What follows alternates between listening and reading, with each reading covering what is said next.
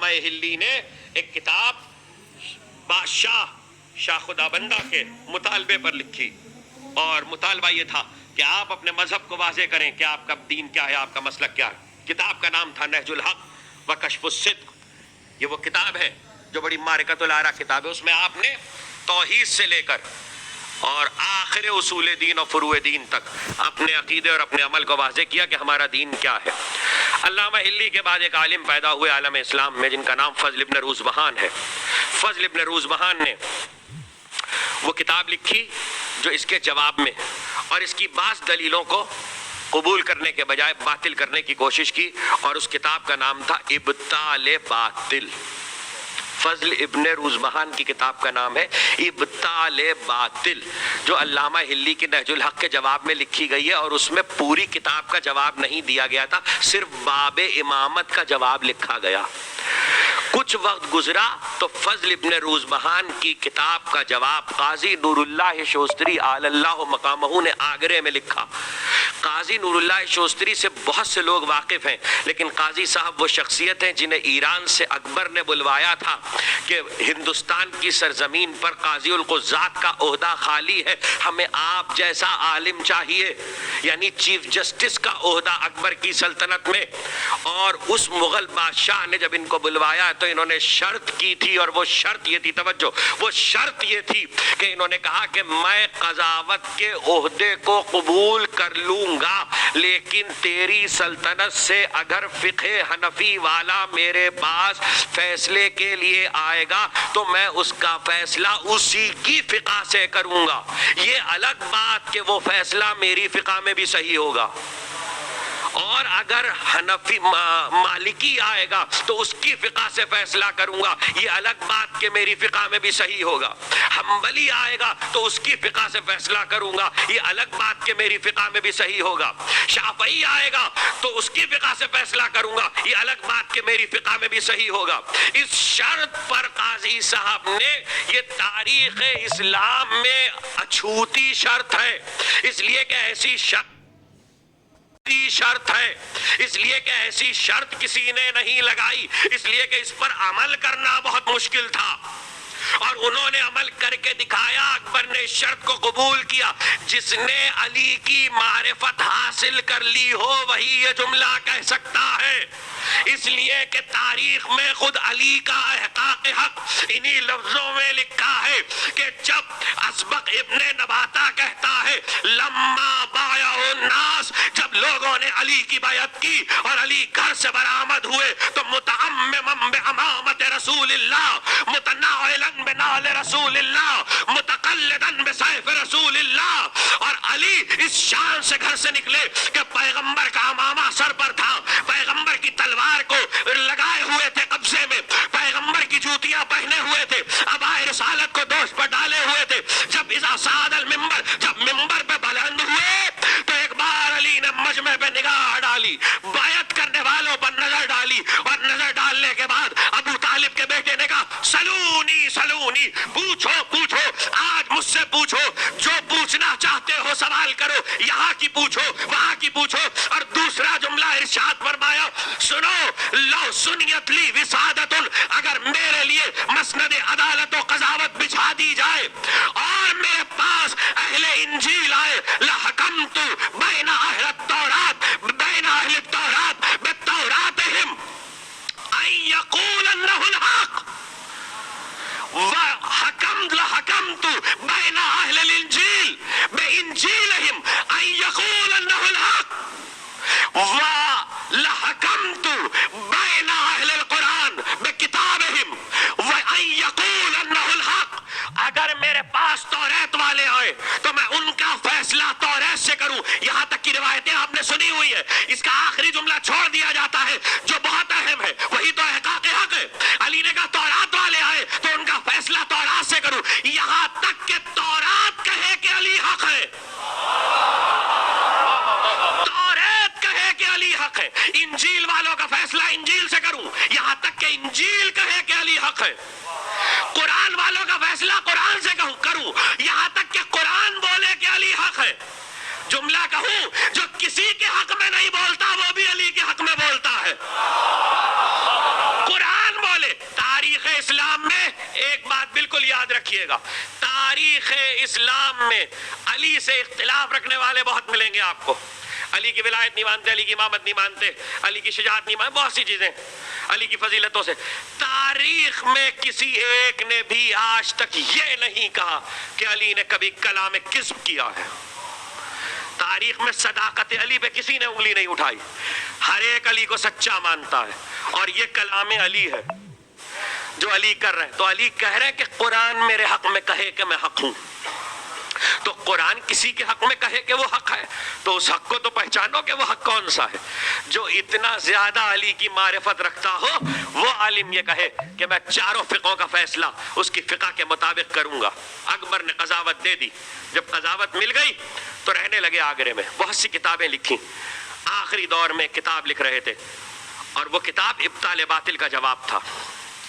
اللہ کا شکر ہے کہ وہ کتاب آج بہت تفصیل کے ساتھ سے چھپ چکی ہے.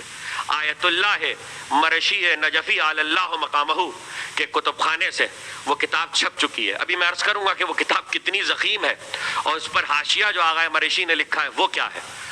ذرا سا یہ تاریخ اس لیے سنانا ضروری ہے کہ لوگ یہ جان لیں کہ ہمارے علماء کی تاریخ کہاں تک پہنچی ہے.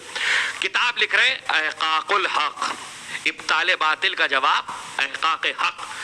چونکہ کتاب عقیدے پہ لکھی جا رہی تھی اس لیے کسی کو خبر نہیں تھی. ایک شخص نے، اب یہ بھی سبق ہے، واقعہ بہت بڑا سبق ہے، ایک شخص نے آ کر اپنے آپ کو مذہب اہل بیت پر ظاہر کیا اور کہا کہ میں آپ کے جد کے دین سے بہت متاثر ہوا ہوں اور میں نے آپ کے جد کا دین قبول کر لیا ہے.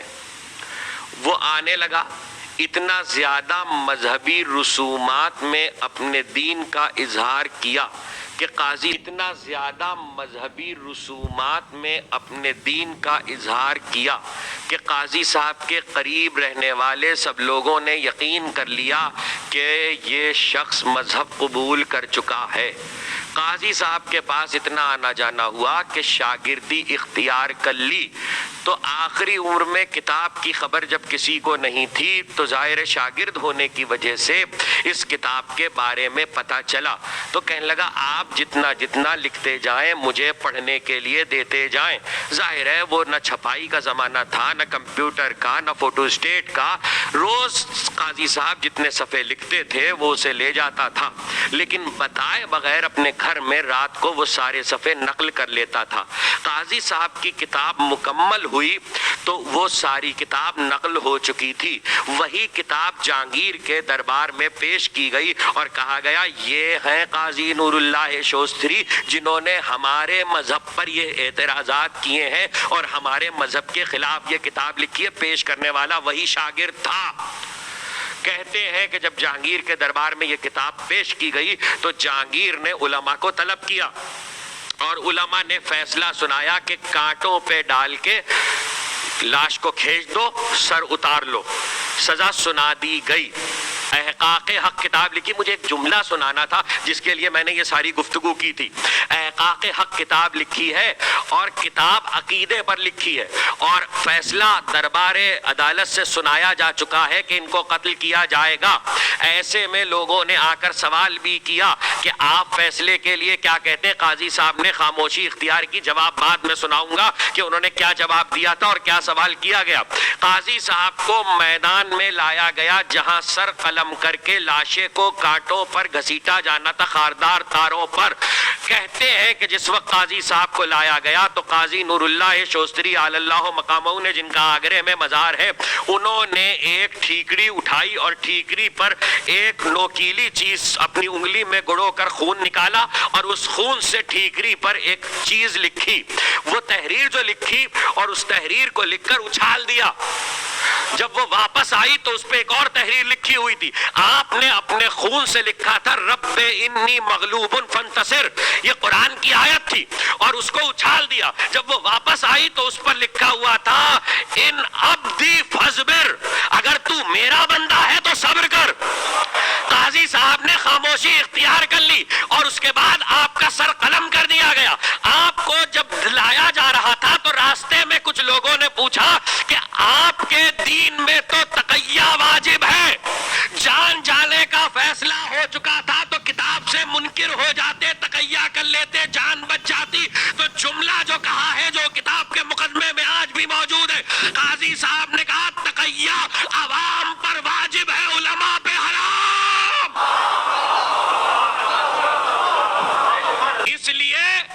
اگر اہل علم تقیہ کر لے تو مذہب اہل بیت پوشیدہ ہو جائے گا، مذہب اہل بیت پردے میں چلا جائے گا۔